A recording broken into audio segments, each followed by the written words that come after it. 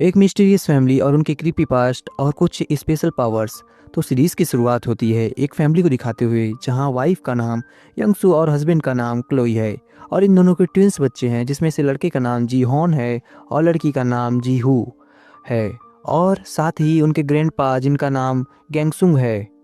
यह लोग कार से यंगसू के पुराने शहर जा रहे थे और कार के रेडियो में न्यूज़ चल रही थी जिसमें एक सीरियल किलर के बारे में बताया जा रहा था जिसका नाम डूम वेल्पर रखा गया था।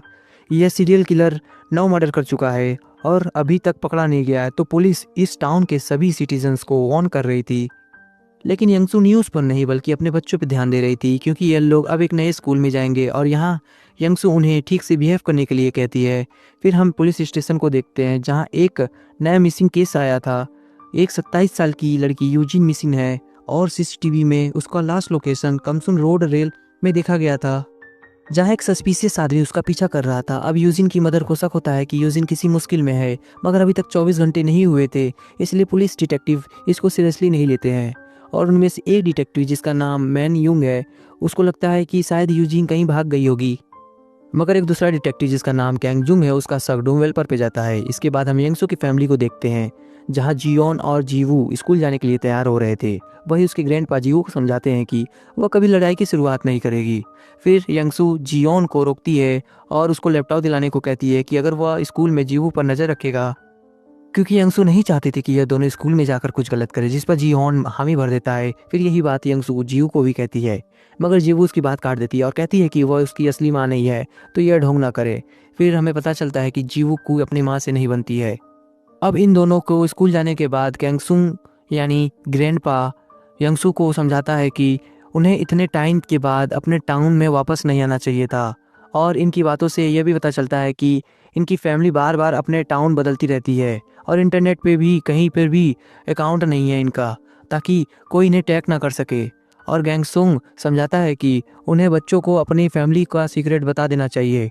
फिर कहानी 1966 के फ्लैशबैक में जाती है जहाँ मिस्टीरियस औरत एक बच्चे के ग्रुप को स्पेशल ट्रेनिंग दे रही थी। वह उन बच्चों को डराती है और कहती है कि तुम्हारे माँ बाप तुम्हें छोड़ चुके हैं और अब तुम्हारी यही फैमिली है। अगर वो बच्चे यहाँ से भागने की कोशिश करेंगे तो मारे जाएंगे।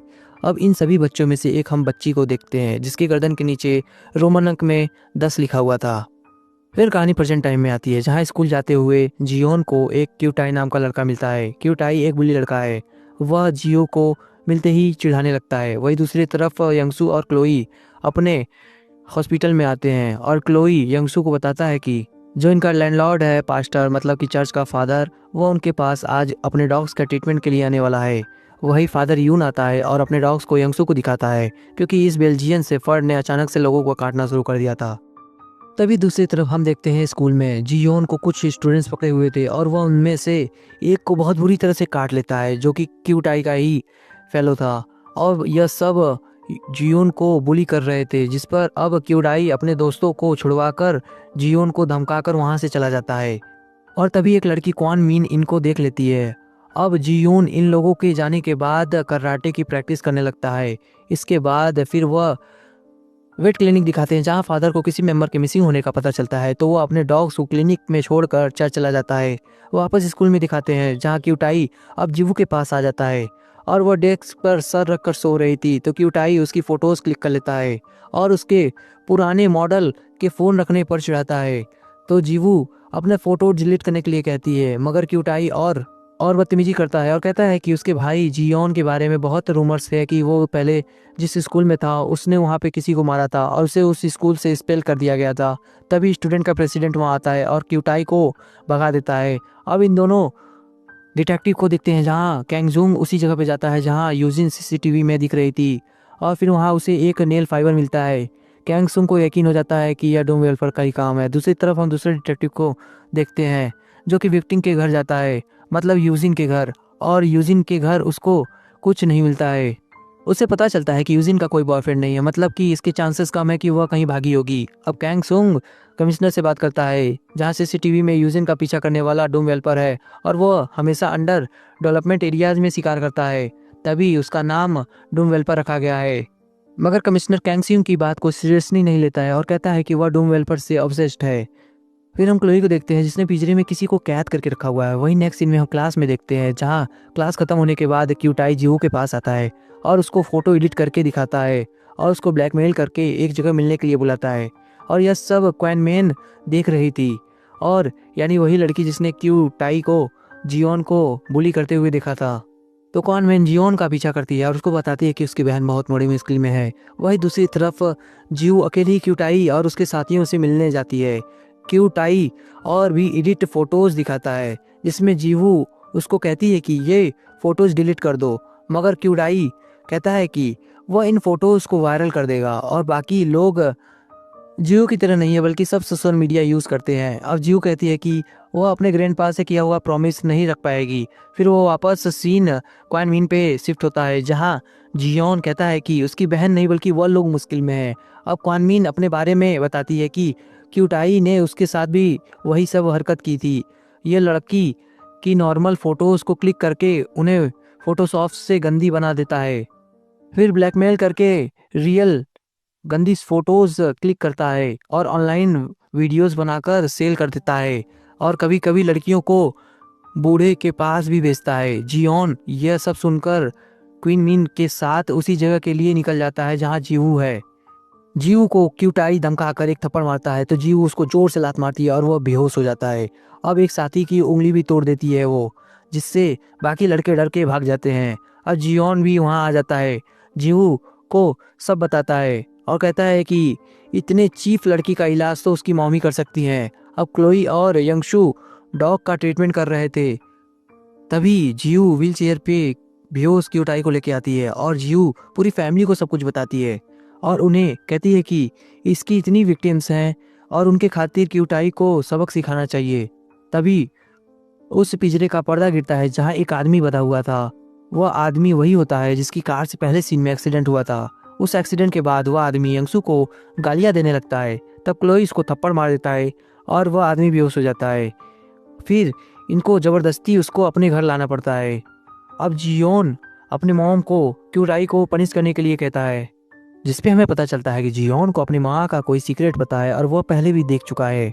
फिर यंगसू कैमरा सेट करती है और क्यूटाई को स्ट्रेचर पे लेटाकर बांध देती है। फिर यंगसू अपने बच्चों को फोकस से सब कुछ देखने के लिए कहती है।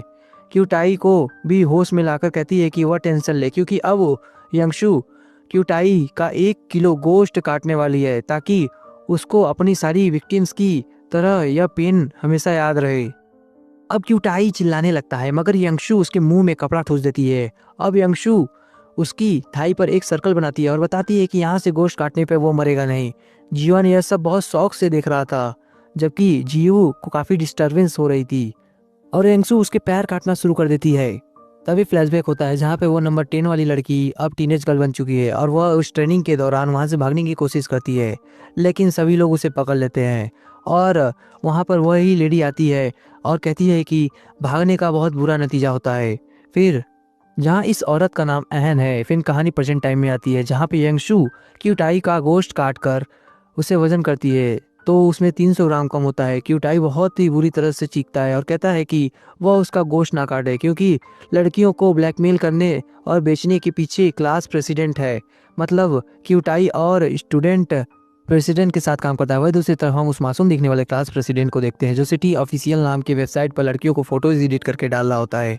यह सब सुनकर यंगशु क्यूटाई की स्किन को वापस सीने को कहती है, जिसपे क्यूटाई डर के बेहोश हो जाता है और यह सब कुछ उस पिंजरे वाला बंदा देख रहा होता है और चुपके से अपने स्मार्ट वॉच में सब कुछ रिकॉर्ड कर लेता है। जियोन क्यूटाई को टॉर्चर होता देखकर एंजॉय कर रहा होता है, मगर जियू बहुत बुरा फील कर रही थी। वो वहाँ से चली जाती है। अब क्यूटाई के डैड को देखते हैं जो कि चर्च के डीकन हैं और वह क्यूटाई के बुली गैंग का एक लड़का डीकन को बताता है कि क्यूटाई को एक लड़की ने आज स्कूल में मारा था, जिससे डीकन को बहुत ही शर्मिंदगी महसूस होती है। उसका स्ट्रांग बुली बेटा एक लड़की से पिटकर आ गया और डीकन क्यूटाई को फोन करता है मगर क्यूटाई का फोन ऑफ होता है। जियू परेशान होती है तो ग्रैंडपा उसे समझाते हैं कि वो इसके बारे में ना सोचे। यंगसू को नहाते हुए देखते हैं जहाँ पे उसके गर्दन के नीचे नंबर 10 लिखा हुआ था, मतलब कि यह वही बच्ची थी जो ट्रेनिंग से भागने वाली थी। अब यंगशु क्लोई को बताती है कि जियोन आज टॉर्चर देखकर स्माइल कर रहा था और उसके रिएक्शन को देखकर वो परेशान हो रही थी। जियोन रात में वेंट क्लिनिक में आकर क्यूटाई को बना हुआ दिखता है और हॉस्टेस को देखकर भी स्माइल करता है। अब पुलिस स्टेशन में डिटेक्टिव को दिखते हैं जो सीसीटीवी फुटेज से वह व्हीकल्स ढूंढना चाह रहे थे जिसमें डूमवेल्पर यूजिन कोई लाश को लेकर आया होगा।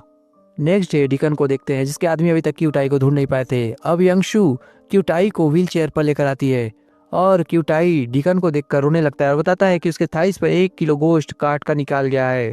उसके बाद हम देखते हैं कि डिकन को वह सब फेक लगता है क्योंकि वो उसके थाइस पर देखता है तो उस पर कोई भी निशान नहीं होता है। दूसरी तरफ हम क्लोई को देखते हैं जो अपने बच्चों को बैठाकर रिकॉर्डिंग दिखा रहा होता है कल का।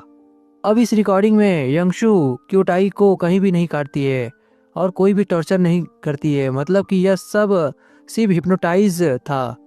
क्लोई बताता है कि यह एक एडवांस टेक्निक है जिससे ब्रेन हैकिंग कहते हैं और यह सिर्फ यंगशु ही कर सकती है। वह किसी के भी दिमाग में कुछ भी यादें बना सकती है और मिटा सकती है और पेन भी फील करवा सकती है, जिस पर दोनों बच्चे शॉक्ड हो जाते हैं। अब डिकन की तरफ सीन शिफ्ट होता है जहां यंगशु बताती है कि कल रात उसने क्यूटाई को घर पर इनवाइट किया था ताकि क्यूटाई और जियोन की लड़ाई खत्म करवा सके और क्यूटाई रात में वही रुक गया था, मगर क्यूटाई ने कल एक बेड पर ही वो कर दिया था। यह सब सुनकर डिकन को क्यूटाई पे शर्म आती है कि वह कितना लैम है। यंगशु कहती है कि शायद क्यूटाई को अटैचमेंट डिसऑर्डर है इसलिए वह अजीब बातें कर रहा है। वही दूसरी तरफ क्लोई के घर को देखते हैं जहां क्लोई अभी दोनों बच्चों को समझा रहा होता है तो ग्रैंडपा कहते हैं कि एक साथ तुम इन दोनों बच्चों को सब कुछ नहीं समझा सकते। तभी यंगशु वापस आती है और वह दोनों ट्विंस को स्कूल जाने के लिए कहती है। रास्ते में दोनों ट्विंस डिस्कस करते हैं जहां जियोन बताता है कि वह अपने मॉम की इस पावर्स को पहले भी देख चुका है। जब बचपन में इनका एक पड़ोसी अपने वाइफ को तंग करता था तो इनकी मॉम ने उसे मार डाला था। फिर हम ग्रैंडपा को देखते हैं जो सभी जगह के सीसीटीवी कैमरा को नोट कर रहे थे। फिर हम चर्च के पादरी को देखते हैं जो सिस्टर ओ से कहता है कि इनके चर्च के मेंबर के वापस मिलने से इन्हें बहुत खुशी है। तभी डिकन आके बताता है कि क्यूटाई घर वापस आ गया है मगर वो बीमार है। अब फादरी बताता है कि वह वेंट क्लिनिक जा रहा है अपने डॉग को लेने, जिससे डिकन को समझ आ जाता है कि यह दोनों यंगशु के घर जा रहे हैं क्योंकि वही टाउन एक नया एनिमल क्लिनिक खुला है। अब फादर और सिस्टर वेंट क्लिनिक आते हैं जहां यंगशु फादर को बताती है कि उनका डॉग बीमार नहीं है बल्कि वो जख्मी है और उसको ट्रीटमेंट की ज़रूरत है, मगर सिस्टर ओ स्ट्रेंज बिहेव करती है और क्लिनिक के अंदर उस पिंजरे के पास चली जाती है क्योंकि डिकन ने उसको बताया था कि क्यूटाई इनके घर पर एक हॉस्टेज को देखा था। अब सिस्टर पिंजरे का कपड़ा हटाती है मगर पिंजरा खाली होता है। फिर फादरी और सिस्टर वहां से जाने लगते हैं और सिस्टर यंगशु के ट्विंस को भी चर्च आने को इनवाइट करती है। अब यंगशु और क्लोई अंदर आकर हॉस्टेज को ढूंढते हैं और उन्हें हॉस्टेज कहीं भी नहीं मिलता है तो उनको लगता है कि उनके ट्विंस में से किसी ने हॉस्टेज को आज़ाद किया है। फिर हम क्लास प्रेसिडेंट को देखते हैं जिसका नाम जे है और जियू उसे मिडिल फिंगर दिखाती है और जियोन और मीन को देखते हैं जहां जियोन बताता है कि उसने मीन की सारी ऑनलाइन फोटोज में वायरल्स डाल दिया है और कोई भी उसे क्लिक करेगा तो उसका अकाउंट ब्लॉक हो जाएगा, जिसपे मीन उसको जीनियस कहती है। तभी जियू आकर जियोन को नई गर्लफ्रेंड मिलने पर मॉक करती है। फिर जियू को जय मिलने के लिए बुलाता है और बताता है कि वह इस गर्ल सेलिंग स्कूल का सिर्फ मैनेजर है। फिर जय जियू को एक यूएसबी देता है और साथ ही उसको ऑफर करता है कि वह क्रिप्टो करेंसीज में बहुत पैसे कमा सकती है अगर वह इनके गंदे कामों में साथ दे। तभी जियोन आता है और जियू को ऑफर एक्सेप्ट करने के लिए कहता है। अब जियू के जाने के बाद जियोन कहता है कि वह जे को देख लेगा।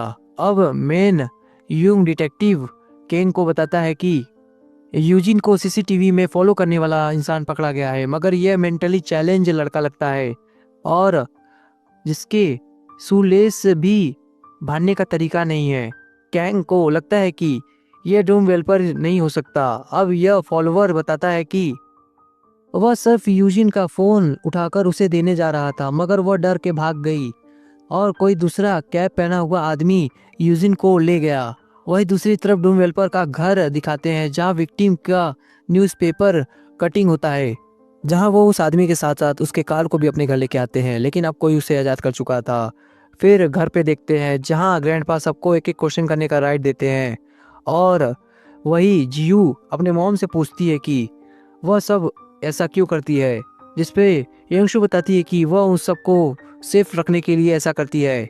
अब जियोन क्वेश्चन करता है कि क्या वह ब्रेन हैकिंग स्किल सीख सकता है, जिसपे ग्रैंडपा बताते हैं कि यह सिर्फ यंगशु ही कर सकती है। अब क्लोई अपने टर्न पे पूछता है जियो से कि क्या तुमने उस हॉस्टेज को रिलीज कर दिया है, मगर जियो बताती है कि उसने ऐसा कुछ भी नहीं किया है।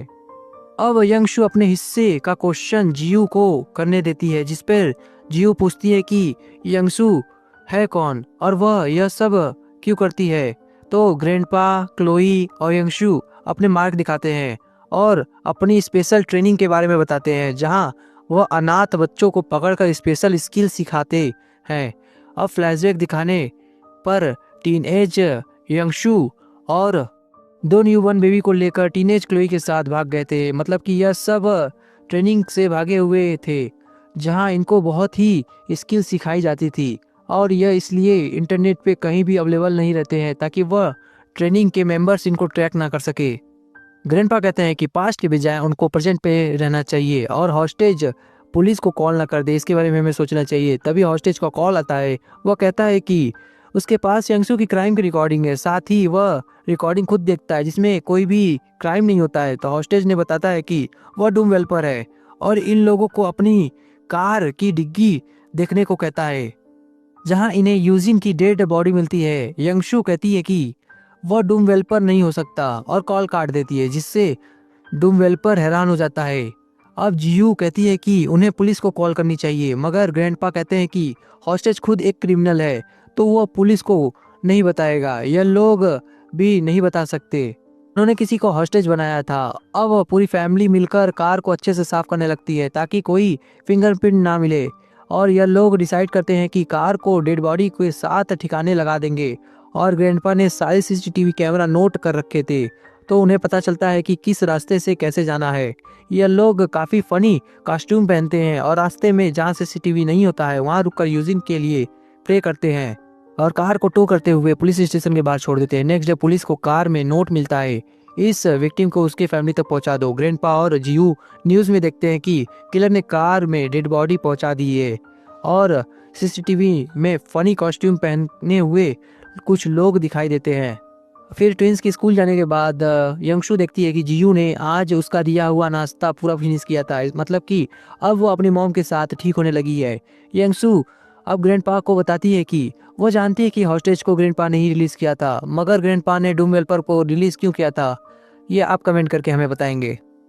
फिर कहानी फ्लैशबैक में जाती है, जहां पर क्लोई ट्विंस के साथ यंगशु को भागने के लिए कहता है और वापस डैड को बचाने के लिए जाता है। मतलब उसी जगह पे जहां बच्चों को स्किल सिखाई जाती थी, वही यंगशु अपने बच्चों को प्रॉमिस करके वापस अंदर आती है, जहां वो ग्रैंडपा से मिलती है। क्लोई अंदर मॉम के पास है। फिर वह एहन के पास आती है, जहां क्लोई बेहोश पड़ा हुआ था, मगर एहन क्लोई को लेकर जाने से मना करती है, धमकी देती है कि अगर वो बाहर गई तो वो उसका जीना हराम कर देगी। फिर वह यंगशु और क्लोई पर गन पॉइंट करती है और तभी यंगशु दोबारा से पैर जमीन पर मारकर अटेंशन कह देती है, बिल्कुल वैसे ही जैसे उसने क्यूटाई को हिप्नोटाइज करने के लिए किया था। अब एहन गन को अपने ही खुद के ऊपर अपने मुंह में अंदर रख लेती है। इसी के साथ फ्लैशबैक यहाँ पर रुक जाता है। अब प्रेजेंट टाइम में ग्रैंडपा बताते हैं कि उन्हें पता था कि वह हॉस्टेज ड्रूमवेल पर है और उन्होंने पहले ही उसकी कार के डिग्गी में उस डेड बॉडी को देखा था, मगर उसकी रिलीज करने के बाद पहली दफा इनकी फैमिली में यूनिटी आई है और खुद को बचाने के लिए ये पहली बार असली फैमिली की तरह रहने लगे हैं। इसीलिए वह उस किलर को पुलिस से पकड़वाने के लिए एक दूसरे का साथ देंगे। अब क्लोई भी सुन लेता है और यंगशु को कहता है कि बच्चों को इससे इन्वॉल्व नहीं करना चाहिए। इसी के साथ दोबारा फ्लैशबैक दिखाते हैं, जहां एहन अपनी गन को खुद से हटाकर बल्ब पर चला देती है। यंगशु, क्लोई, ग्रैंडपा वहां से भाग जाते हैं, मतलब कि एहन अभी भी जिंदा है। अब प्रेजेंट टाइम में स्कूल में देखते हैं, जहां जियू क्लास में अनाउंस करती है कि क्यूटाई ने अब तक जिसको भी ब्लैकमेल किया है वो जियान से मदद ले सकती है, अब कोई भी बुली नहीं होगा। फिर जियू क्लास के प्रेसिडेंट से मिलती है और उसे यूएसबी वापस कर देती है और उसे धमकी देती है। अब रात में ये लोग एक अच्छी फैमिली की तरह साथ में डिनर करते हैं। यंगशु ने जैसा जियन को वादा किया था, उसने उसे लैपटॉप गिफ्ट करती है और जियू को हमेशा फोटोज क्लिक करने तक मना किया जाता है, इसीलिए वह उठकर वहां से चली जाती है। फिर रात में जियोन के रूम को देखते हैं जहां उसके पास ऑलरेडी 2 लैपटॉप्स है और वो हैकिंग का मास्टर है, जहां वो जे के बनाई हुई वेबसाइट को हैक कर लेता है, जहां यंग बॉय नाम से एक आईडी मिलती है।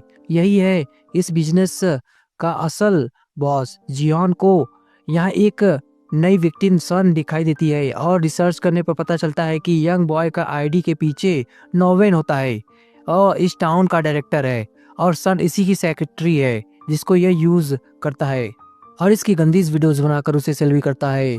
वही हम हॉस्टेज के देखते हैं जिसके पाँव में क्रॉस का ब्रेसलेट पहना हुआ होता है और यह इंटरनेट पर क्यू टाई के बारे में सर्च करता है क्योंकि इसने यंगशु के घर पर क्यू टाई को अपनी तरह बंधा हुआ दिखा था।